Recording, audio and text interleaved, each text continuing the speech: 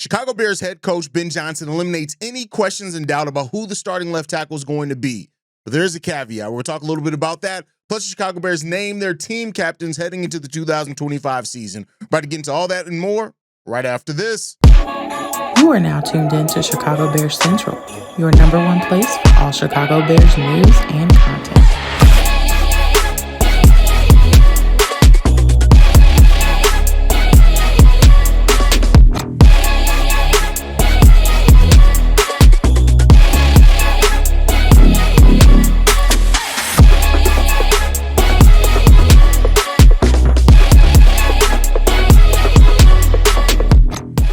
What's going on, Bears fans? Welcome to another episode of Chicago Bears Central, your number one spot for everything Chicago Bears related. I'm the host there, Hayes, but more importantly, you guys can follow the channel at Chi Bears Central on every social media platform we happen to be on. With that said, let's go and get into this content for today, y'all. And for the last couple of days, many people have been asking who's going to be officially the starting left tackle. And while it was expected via the way things have happened that it was going to be Braxton Jones who walks away as the starting left tackle yet again, Ben Johnson made that official today, in which he said this in an interview. Yeah, I'll go with Braxton. I also said in a follow-up question, he said this. I think competition is good for everyone, but you'd have to ask him if it lit a fire under him. I think all these guys are highly competitive as is and highly motivated to come in, do well for themselves, but also for their team. I don't know if that necessarily had to do with it. Like I said, there are more reps that Braxton gets, the better off he's going to be. So, with that, it now looks like Braxton Jones is now moving in, and he is going to be the starting left tackle for the Chicago Bears. Apparently, Ozzie Trapillo is listed as the backup left tackle, though, and so that does mean that the expectation is going to be there. And Ben Johnson has already said that they, regardless of who was going to be named as the starting left tackle, that they weren't going to be afraid to mix and change that up if the person who is named as a starting left tackle does not live up to what they need to do game in and game out. So we'll see what we're going to have there. Braxton Jones, when you look at it, who's been now a starter for the Bears since 2022. He's made 40 starts on the offensive line. He's missed 5 games, overtime and stuff last season. And so now you got to look at this guy and just think and ask yourself, how can he build off of that? And that's the thing that is going to come down to. When you look at one of the strengths of his game last year, he did have a pass blocking grade of 80.8 in 2024, which is 17th highest in the NFL. Now, we all know that's why the PFF grade isn't for everything. You mix that with the stats, with the eye test. And so far in preseason, Braxton Jones has shown a lot of the same signs for concern that have been there over his career. But now, when it comes down to it, he's coming in, he's stepping in with the Vikings. You look at them having one of the best edge rushing duos in the league with Greenard and Van Ginkel as well. And so they're going to, he's going to have a test and be trial by fire right away.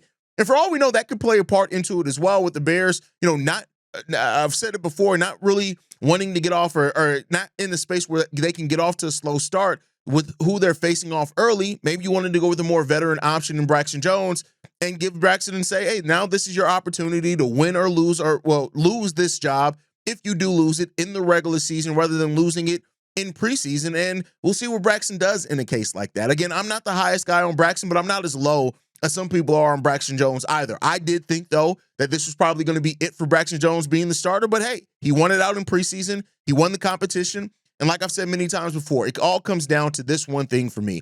I'm trusting Dan Rushar. I'm trusting Ben Johnson.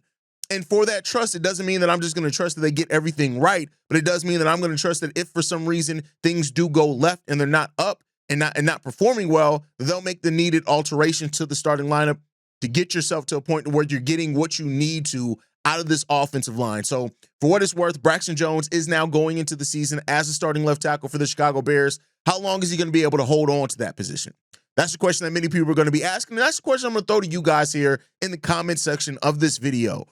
Who do you think Braxton Jones, he's now named as a starter for week 1, but will he hold on to the starting position for all 17 games? Of course, barring injury. Injuries don't count. But if he's healthy and ready to go, do you think Braxton Jones stays on as the starting left tackle for the Chicago Bears for the entirety of the season? If not, how long do you think it goes before the Bears make a switch, which they do have that week 5 bye where they can make some alterations if they decide to do so. So we'll see what that happens. Also, as an update today, the Chicago Bears did name their team captains as of today. and things are going a little bit different. You can see one clear thing that are with the players that are going to have that captain thing see on their jersey, and that is all these guys but Caleb Williams is a veteran. So of course, quarterback Caleb Williams was named as one of the captains for the Chicago Bears. I think that just goes kind of without saying. If your quarterback's not named as a captain, it's a little bit questionable in how much you believe in that guy to lead your offense. So that, and not to say that that's the only reason why he got it, but it does make some sense that regardless, Caleb Williams was going to get that captaincy now on his jersey. He's now a captain for the second year in a row. And reportedly, he was selected by his teammates as a captain for his level of maturity and the respect that he does have in the locker room. And Ben Johnson specifically saying this. He wanted to see Williams control his body language and example setting for his teammates with the actions that he stepped up for leadership. And he said this year for me, I was trying to take a step in my leadership role, pushing the guys, and part it's going to be there and being right, doing everything right, getting the play calls fast, being out there, being confident, knowing what I'm doing. The other half is when things are messing up, let's rehuddle, let's get up, and let's get this thing going through. And that's what it is. And Cole Kmet, for what it's worth, said the presence of Caleb Williams has been felt. Now we got to see if it's going to be on the football field for the Chicago Bears. So hearing that this was voted by the team, and when it came down to it, it is what it is. And I think that's good for the culture and the identity that they are trying to set here for the Chicago Bears. Now, Caleb understands reportedly via his words what it means to now be a captain and bring that leadership. And the thing that stood out the most to me there was him saying when things are messing up, because that is going to be a big part of this. And that's what I've said a lot of times with Caleb too, how you rally your guys, how you rally your team when things aren't necessarily looking your way. That's a determining factor on if you can be great in this league. And Caleb is now going to have that opportunity to do that for the Bears in this season, and we'll see what they do when it comes down to that one. Moving on from that, Joe Thuney is also named, and considering Joe Thuney, his reputation, what he's done as a guard in this league, it makes a lot of sense that he was named as one of the captains as well on this team. And he's going to be there as one of the leaders and one of the voices in what we're hoping is going to be a totally revamped in production offensive line for the Chicago Bears this year. So now Joe Thuney gets that opportunity to do that, continue what he's done in other places where he's been in teams that have had great success and all those type of things. And so now Joe Thuney comes into here, and what he can be and help set a standard here for the Chicago Bears is a big thing. And we're going to see if he can do that and if he can do it consistently for this Bears team, because this offensive line needs that leadership.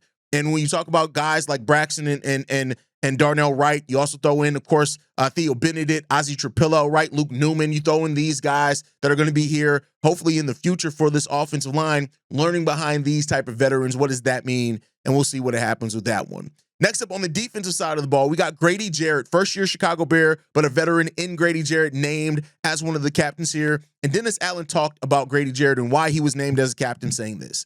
I think Grady is the ultimate professional. With any young player, having somebody that you can watch, not necessarily how they play, but how they conduct themselves on a daily basis and what it takes to be a pro in this league.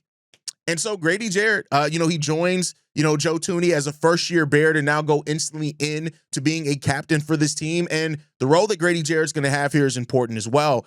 You look at Javon Dexter and how he kind of fell off last season after Andrew Billings went down. Not only is Grady Jarrett's production going to be important, but also just having that voice and that leadership. And, to what Dennis Allen said, a guy like Javon Dexter, a guy like Shamar Turner, can watch how they conduct themselves, how they prepare for games, how they do those type of things. Those are things that help later on. We may hear it 2-3 years down the road that Javon Dexter talk about the lessons that he learned from Grady Jarrett, and it may not just be on the football field. And so hearing that Grady Jarrett made it right there.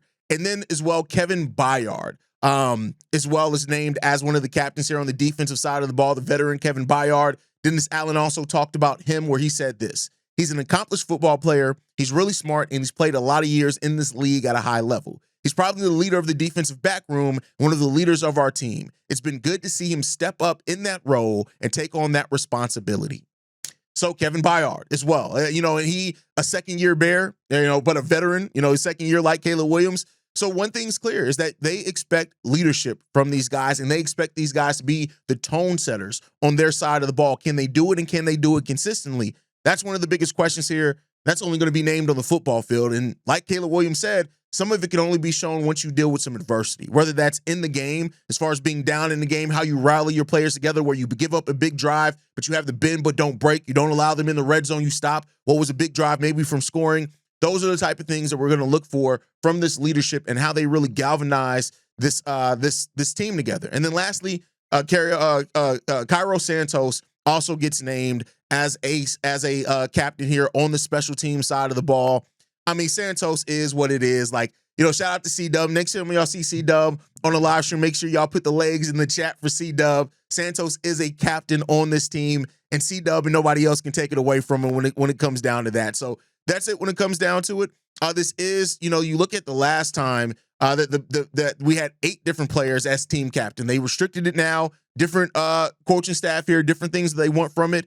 And it's all about accountability and what they bring accountable and how they hold the players and themselves as captains accountable. And we'll see what that does for the Chicago Bears. But let me know what you guys think on all that down below. Make sure you guys are following us at Chi Bears Central. You send us any feedback, questions, comments, concerns, ChicagoBearsCentral@gmail.com. And then lastly, if you want to leave a text message and our voicemail for the mailbag, the number to do so, 773-242-9336. We are the #1 spot for everything Chicago Bears related. Catch you guys on the next one. Chi-Town up, Bear down. Love you guys. Peace, y'all. This has been a presentation of the Break Media.